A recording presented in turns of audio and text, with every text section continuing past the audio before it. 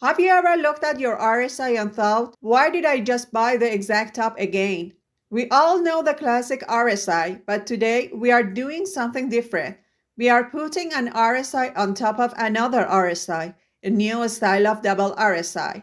As far as I know, this strategy has never been properly explained on YouTube before. In this video, I will show you exactly what RSI of RSI means and how this new style double RSI can save you from fake signals. Stick around until the end for a quick quiz. I want to make sure you really get this concept before you apply it to the market. Before we dive into today's lesson, let's see if you learned anything from our last lesson. The question was, do you enter a long position right now? The correct answer is option B. Here's why. Even though the 15-minute trend is bullish, entering at option A is just gambling. You are guessing where the bottom is. You must wait for the RSI snapback inside the band to confirm the momentum. With that lesson learned, let's jump into today's topic. What is RSI of RSI and what should you care? Now let's understand the why before the how. A normal RSI is a momentum indicator. It measures the strength of price movement. It answers one question: is the price moving up strongly, down strongly, or moving weakly? This is why RSI goes near 70 when the market is strong and near 30 when it's weak. But here's the problem for beginners. RSI can be noisy. In real charts, it jumps up and down, especially in choppy markets. It gives you signals that look good for 2 candles, and then the market does the opposite. This is where RSI of RSI changes the game. When we apply an RSI to an exiting RSI, we are no longer looking at price directly. We are measuring the momentum of the momentum. Imagine the market is a car. The price is the car moving on the road. The first RSI is the speed meter. It tells you if the car is speeding up or slowing down. The second RSI is like checking the engine power behind the speed. Sometimes the car is still fast, but the engine is already losing power. Sometimes the car looks slow, but the engine is starting to wake up. RSI of RSI helps you see that hidden layer. It's not a magic buy or sell button. It's a filter to tell you if the momentum is real or just noise. Setup on how to read RSI of RSI.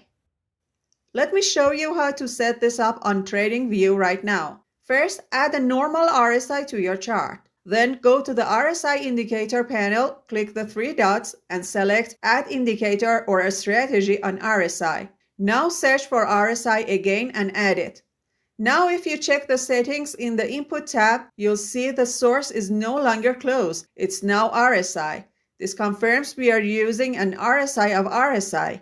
Change the colors in the Style tab so you can easily tell them apart.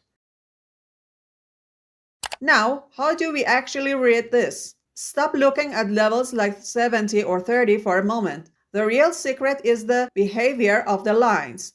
Confirmation. When both the RSI and the RSI of RSI are rising together, the trend is healthy. You have a strong, consistent momentum. Early warning. This is the most important part. If the first RSI is still rising, but the second RSI starts to flatten or turn down, that's your warning. The price is still pushing, but the engine is losing power. This helps you avoid chasing late entries and buying the exact top. Most traders lose money because they chase the spike. With this tool, you can see the loss of quality before the reversal happens. But here is where it gets truly powerful. The best signals often happen when these two lines disagree. Let me show you exactly how to spell that disagreement in the next session. The power of disagreement, the alert signal. Now let's talk about the most powerful part, the disagreement. In trading, sometimes indicators stop moving together. Instead, they move in opposite directions. When this happens, it's a big red flag. It tells you the trend is about to change. There are 2 types of disagreements. One, the bearish disagreement, top signal. Here the price is climbing. The first RSI is making new highs. It looks very strong. But look at the second RSI, the RSI of RSI. Is it making lower highs? If yes, this is a disagreement. What's happening? The price is going up, but the engine power is dying. The energy is gone. This is a signal that a top is coming. 2. The bullish disagreement, bottom signal. Now look at a downtrend. The price is falling. The first RSI is making new lows, but the second RSI starts to turn up and makes a higher low. This is an alert signal. It means the selling pressure is getting weak. The engine is starting to work again. This is often the sign of a big bounce. So how do you trade this? Here's my rule. This disagreement is just an alert. It's not a signal to enter a trade right away. Don't try to guess the top or the bottom just because you see a disagreement. This is a common mistake. Instead, think of this disagreement as an alarm clock. When the alarm goes off, don't trade yet. Instead, wait for a clear sign like a reversal candle pattern. In short, wait for the price to actually move in your direction before you click buy or sell. Real market example. Now enough with the theory. Let's look at the real market to see how this actually works. The bearish setup.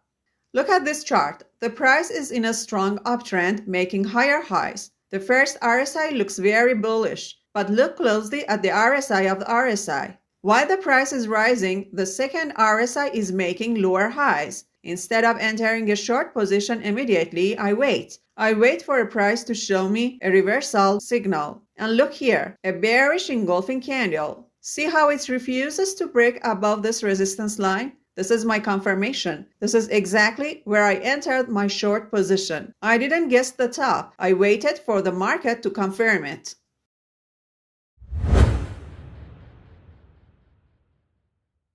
Now before you go, I have a quick quiz for you to test if you really understood this strategy. Look at the chart. The price is moving up. The first RSI is flat, but look at the second RSI. It's clearly turning down. Are they in agreement or is there a disagreement happening? A. Agree. They are moving together. B. Disagree. They are showing a divergence.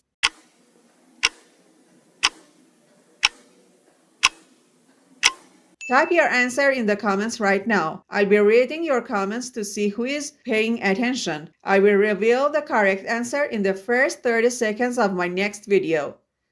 Alright everyone, that's it for today's lesson. If you found this lesson helpful, like and subscribe for more practical strategies. Comment below if you want a tutorial on a specific topic. I will make it for you. Thanks for watching and I'll see you in the next video.